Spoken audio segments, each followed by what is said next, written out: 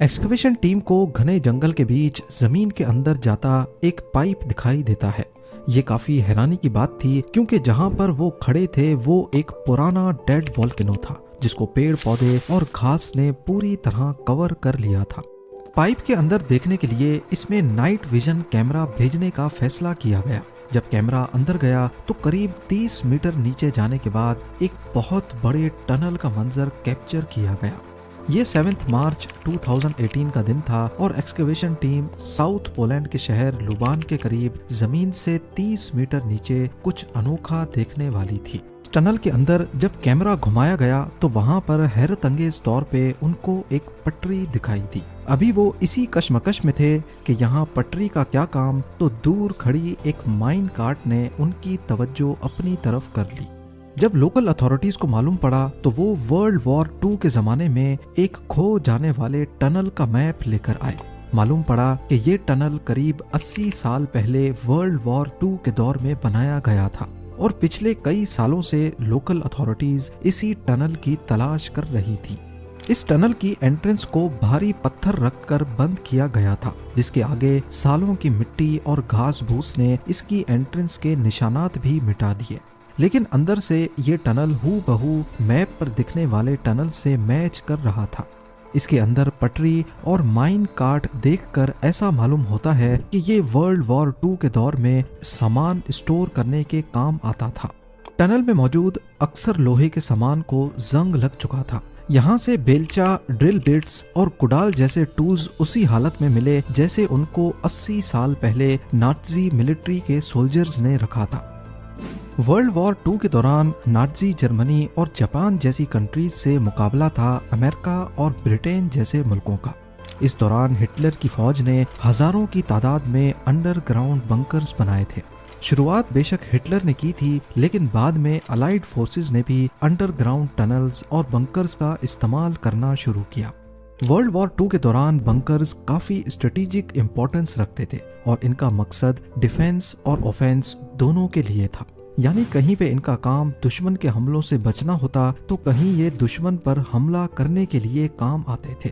ये बंकर्स दुश्मन की एयर स्ट्राइक्स और आर्टिलरी शेल से हिफाजत करते और सोल्जर्स को एक सिक्योर बेस फराहम करते थे। डिफेंसिव बंकर्स को फ्रंट लाइन पर इस तरह डिजाइन किया जाता कि वो दुश्मन के हमलों को रोक सकें, जैसे जर्मनी की अटलांटिक वॉल, जो अलाइड फोर्सेस के हमलों के खिलाफ एक मजबूत रुकावट थी। साथ ही कुछ बंकर्स को प्लानिंग के लिए यूज किया गया, जहां से कमांडर्स अपने ऑपरेशंस को सीक्रेटली मैनेज करते।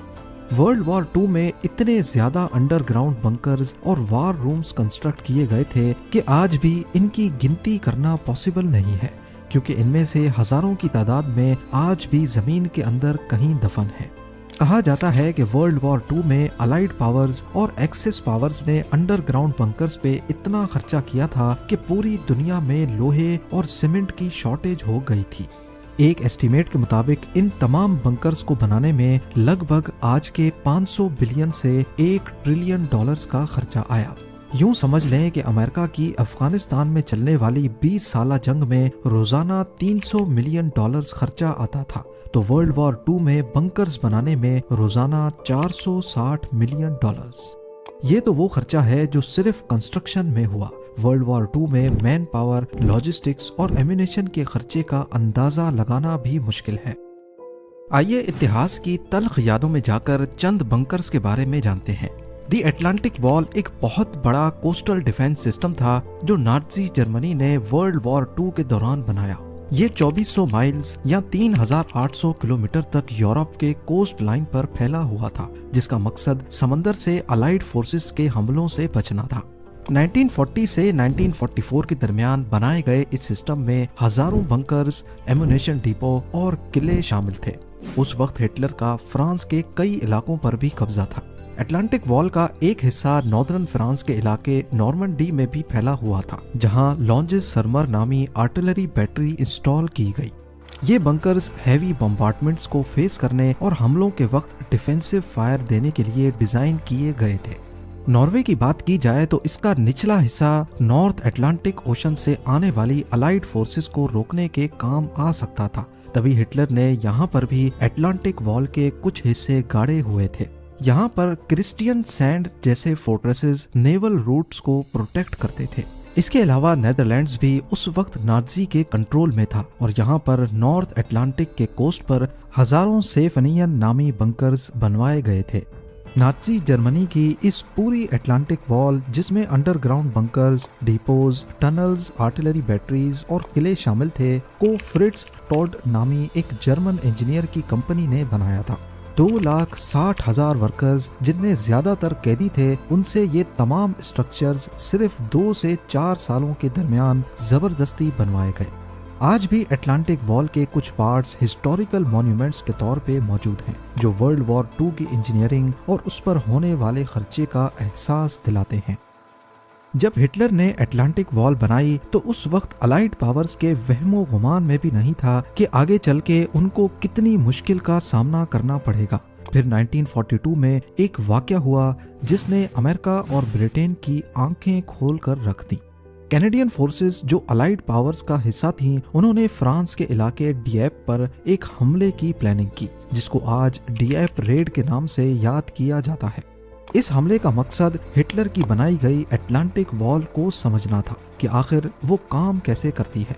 इन मजबूत कंक्रीट बंकर्स ने अलाइड अटैक को बुरी तरह नाकाम बना दिया।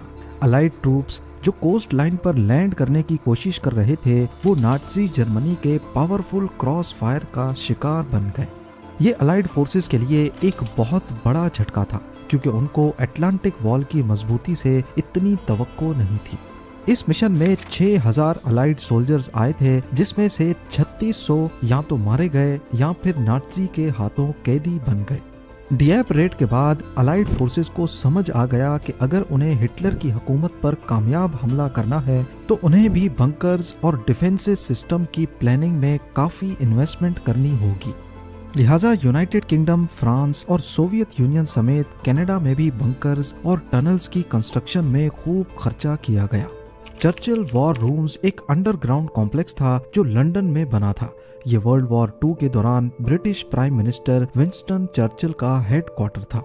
ये कॉम्प्लेक्स स्पेशली इसलिए डिजाइन किया गया था कि नाजी जर्मनी की एयर स्ट्राइक से महफूज रहा जा सके। फ्रांस की मेजिनो लाइन जो वर्ल्ड वॉर 1 के बाद बनाई गई थी, यहाँ भी नए अंडरग्राउंड बंकर्स और टनल्स बनाए गए। फ्रांस को यकीन था कि ये सिस्टम उनकी हिफाजत करेगा, लेकिन वर्ल्ड वॉर 2 में जर्मनी ने मेजिनो लाइन को साइड लाइन करते हुए बेल्जियम के रास्ते से फ्रांस पर कब्जा कर लिया। दुनिया के दूसरे कोने में जापान, जो वर्ल्ड वॉर 2 में हिटलर का साथ दे रहा था, वहां पर भी सैकड़ों अंडरग्राउंड बंकर्स खोदे गए। ईओ सीमा के अंडर एक पूरा नेटवर्क बनाया गया, जिसमें hidden artillery positions, storage rooms और लिविंग क्वार्टर्स शामिल थे। ये टनल्स अलाइड फोर्सेस के हमले के वक्त सरप्राइज अटैक्स के लिए यूज होते थे। ओकानावा के बंकर्स और टनल्स ज्यादा बड़े पैमाने पर और पेचीदा थे, जहां हजारों जापानीज सोल्जर्स डिफेंस और रेजिस्टेंस के लिए पोजीशन में रहते।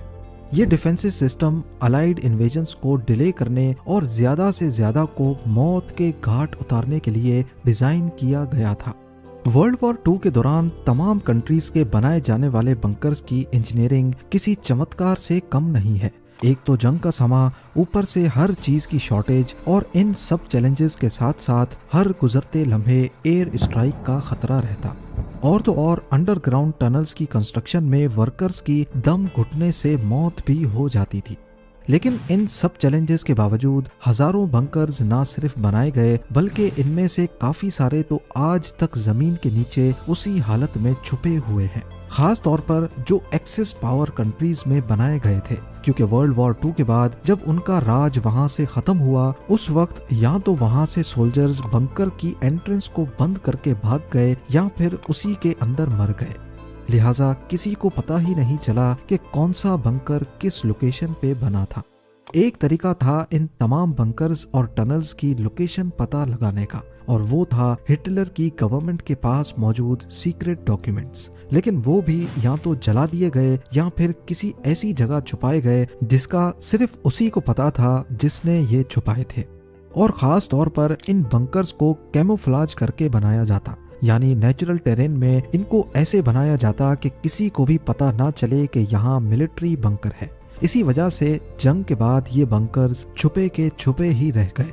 अंडरग्राउंड बंकर्स के लिए स्पेशल वेंटिलेशन सिस्टम्स बनाए गए जो ताज़ा हवा को बंकर के अंदर लेकर जाते और कार्बन डाइऑक्साइड को बाहर।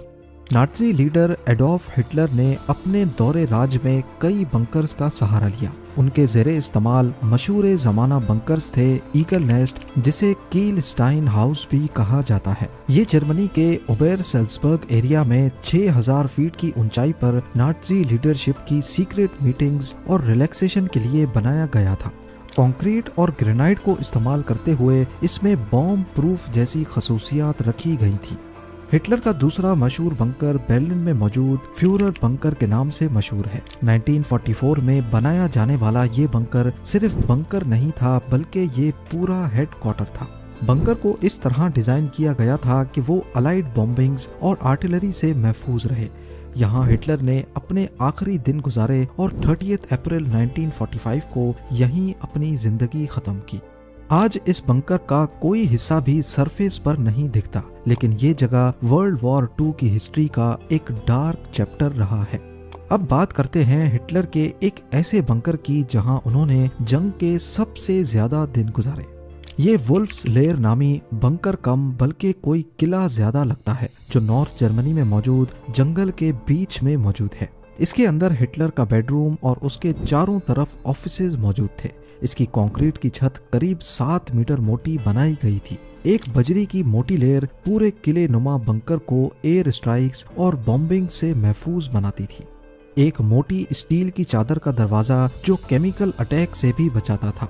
किसी इजिप्शियन टूम की तरह दिखने वाला ये बंकर इतना मजबूत था कि आज भी इसे तबाह करना मुमकिन नहीं है, और सिक्योरिटी इतनी कि इसमें एक भी खिड़की नहीं रखी गई।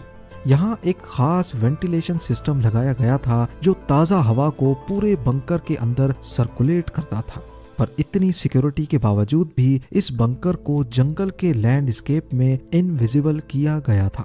इसकी छत पर मिट्टी डालकर इसके ऊपर वही पेड़ पौधे लगाए गए जो आसपास जंगल में मौजूद थे। इसकी वजह से यूपर से जब कोई जहाज गुजरता तो उसे जर्रा बराबर भी नहीं शक होता कि यहाँ नीचे हिटलर का हेडक्वार्टर मौजूद है। अलाइड पावर्स यानी यूएसए, यूके, कनाडा और बाकी फोर्सेस ने नाज़ी जर्मनी के स्ट्रॉन्ग डिफेंसिव बंकर्स और अटलांटिक वॉल को तोड़ने के लिए सालों की प्लानिंग की। हिटलर की बनाई गई अटलांटिक वॉल से मुकाबला करने के लिए 1,56,000 से ज्यादा ट्रूप्स, 5,000 शिप्स और 11,000 एयरक्राफ्ट्स इस्तेमाल हुए। ये 6 जून 1944 का दिन था, जिसको डी डे के नाम से याद किया जाता है। इस दिन जर्मनी ने अटलांटिक वॉल के बंकर्स और आर्टिलरी से अलाइड फोर्सेस का सामना किया, लेकिन उनकी प्लानिंग और रिसोर्सेज उतने इफेक्टिव नहीं रहे। अलाइड एयर स्ट्राइक्स और पैराट्रूपर्स ने जर्मन कम्युनिकेशन और डिफेंस का खूब मुकाबला किया। अलाइड फोर्सेस को शुरू में काफी नुकसान का सामना करना पड़ा, लेकिन आखिरकार वो नाज़ी जर्मनी का यूरोप पे कंट्रोल तोड़ने में कामयाब हो गए। उम्मीद है ज़ेम टीवी की ये वीडियो भी आप लोग भरपूर लाइक और शेयर करेंगे। आप लोगों के प्यार भरे कमेंट्स का बेहद शुक्रिया। मिलते